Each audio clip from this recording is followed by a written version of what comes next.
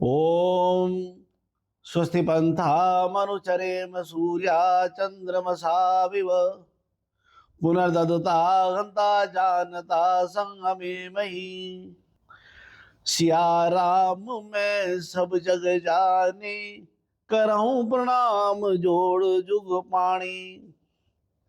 राम कहानी जो मैंने जानी, यानी राम के मर्यादा पुरुषोत्तम श्री राम बनने की गौरव गाथा में मैं राजेश्वर सिंघल आप सभी का हार्दिक अभिनंदन करता हूं। अभी तक हमने सुना कि श्री राम महर्षि विश्वामित्र के साथ जंगल की ओर चल दिए। उस कठिन अभ्यास और ट्रेनिंग को करते हुए, जिनको बला अति बला के नाम से महर्षि ने आदेशित किया था। पिछले अंक में राम के और राक्षस संस्कृति के परस्पर विभिन्न पहलुओं पर छोटी सी चर्चा की थी और राम के उस उद्देश्य पर प्रकाश डाला था जिस उद्देश्य के लिए इस राक्षस अपसंस्कृति का नाश करना अत्यंत आवश्यक था। उस महान यात्रा के पहले चरण की ओर राम चल दिए और सरयू के किनारे होते होते, चलते चलते वो उस स्थान पर पहुंच गए जहां सरयू का गंगा से संगम होता है। उस स्थान को पार कर वो ताड़का वन के निकट पहुंच गए। ये ताड़का वन, ये वही क्षेत्र है जिसको वर्तमान में बक्सर के नाम से जानते हैं और ये बिहार में स्थित है। यही बक्सर क्षेत्र सबसे पहले और सबसे निकट था अयोध्या के, जिससे अयोध्या के पीड़ित होने की पूर्ण संभावना बनने लगी थी। महर्षि विश्वामित्र ने इस ट्रेनिंग के उपरांत राम की परीक्षा ली और उन्होंने ताड़का वध जो पहले पड़ता था उसकी योजना बनाकर राम से कहा कि इस ताड़का का वध करना है। मित्रों, ये ताड़का कौन थी, इसका थोड़ा सा परिचय जान लेते हैं। ये ताड़का सुकेतु नामक यक्ष की पुत्री थी, बहुत अधिक बलशाली थी और जो बल है वो निरंकुशता प्रदान करता है। बल आने से, धन की अधिकता होने से आदमी घमंडी और निरंकुश हो जाता है और वो अपने उस धन और बाहुबल के जोर पर शोषण करना, लोगों को परेशान करना, अपनी ताकत बढ़ाना वो शुरू कर देता है और जन कल्याण से विमुख हो जाता है। अपने ही आसपास के लोगों को लूटता है, अपनी एक मिलकर के एक गुंडों का एक दल बनाता है और उस हिसाब से कार्रवाई करता है। जो इस तरह की प्रवृत्ति वाले लोग होते हैं वही राक्षस होते हैं। इसलिए यक्ष की पुत्री होने के कारण यक्षिणी थी, लेकिन उसकी जो कार्यशैली थी राक्षसों के कारण होने के लिए अगस्त मुनि ने उसको राक्षस नाम दिया। राक्षसी कहा है कि ताड़का राक्षसी थी। ताड़का का विवाह बहुत बुद्धिमान और बलशाली राक्षस सुंद से हुआ। ताड़का का एक पुत्र जिसका नाम मारीच, सुंद का एक भाई उपसुंद है जिसका पुत्र सुबाहु नामक बलवान और विद्वान राक्षस है। ताड़का का क्षेत्र करीब 2 जनपदों के बीच में है, मलद और करुष, और 1.5 योजन यानी कि 6 कोस अर्थात 12 मील लगभग 18 किलोमीटर का एरिया है जो उसके बिल्कुल कंट्रोल में है।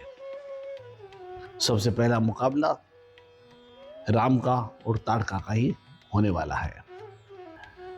ये पूरा क्षेत्र उसने पद्दलित कर रखा है, लेकिन अभी भी उसकी मन भरा नहीं है, अभी उसकी निवृत्ति नहीं हुई है, अभी भी इस क्षेत्र को बराबर वो पद्दलित करती रहती है।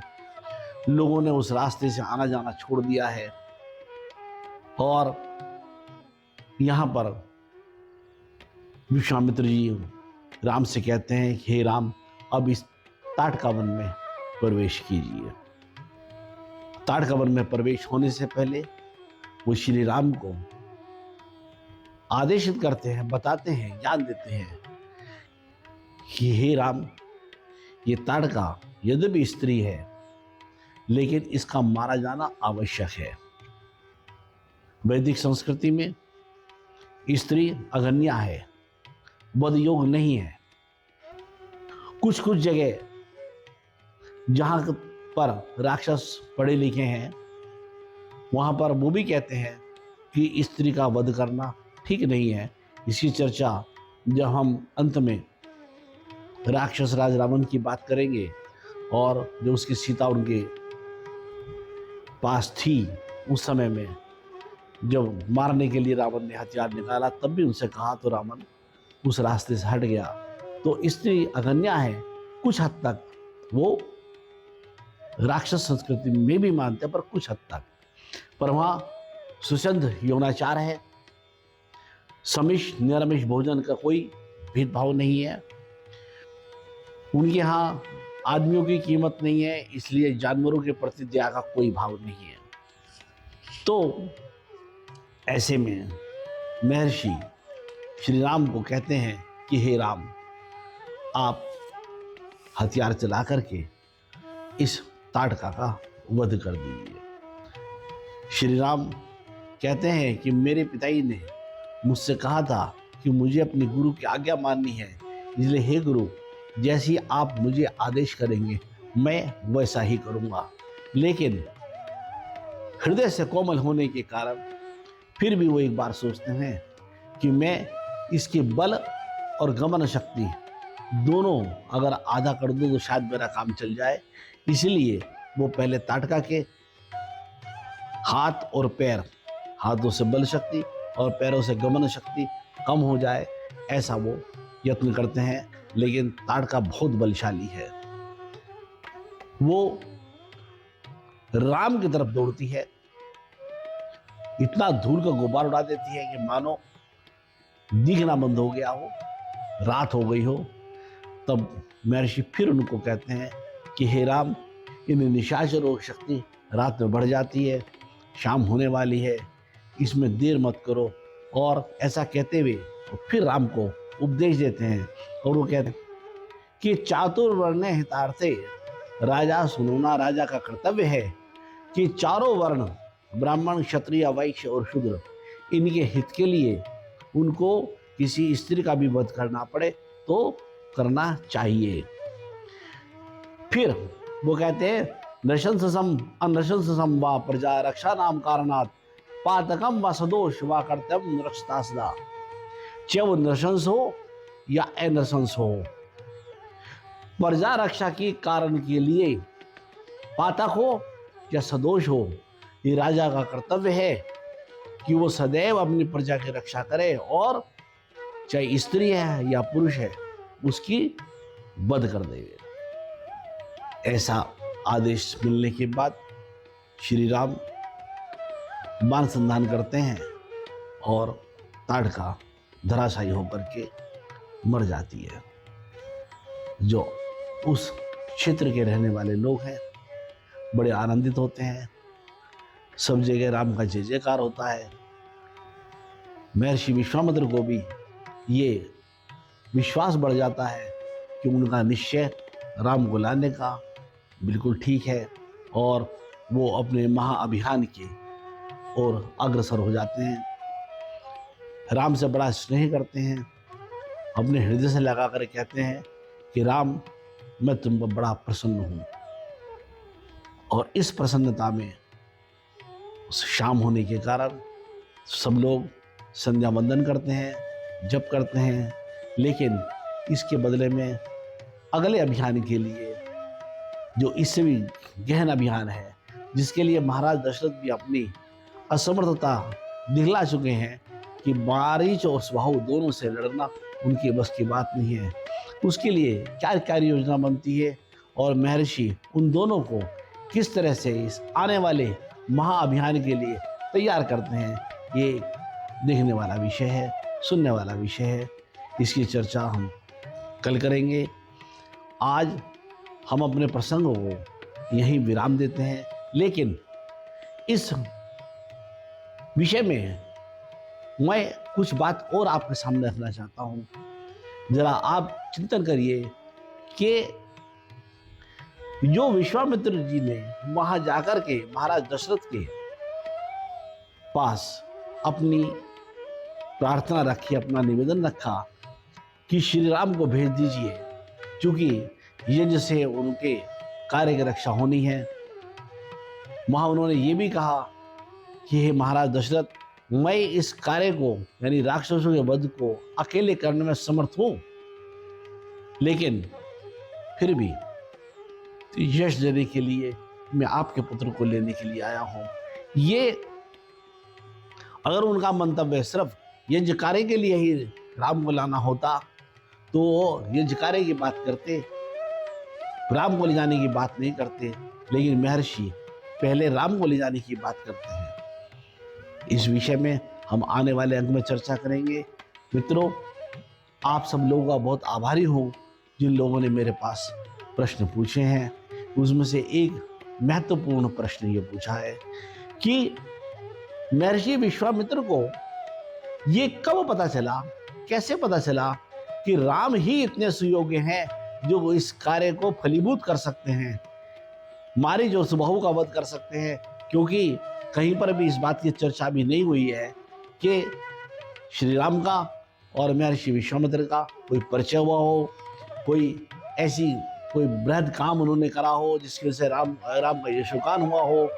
तो वो कौन सा कारण है, उसके ऊपर काफ़ी लोगों ने अपनी प्रतिक्रिया दी है कि इस बात की चर्चा करें।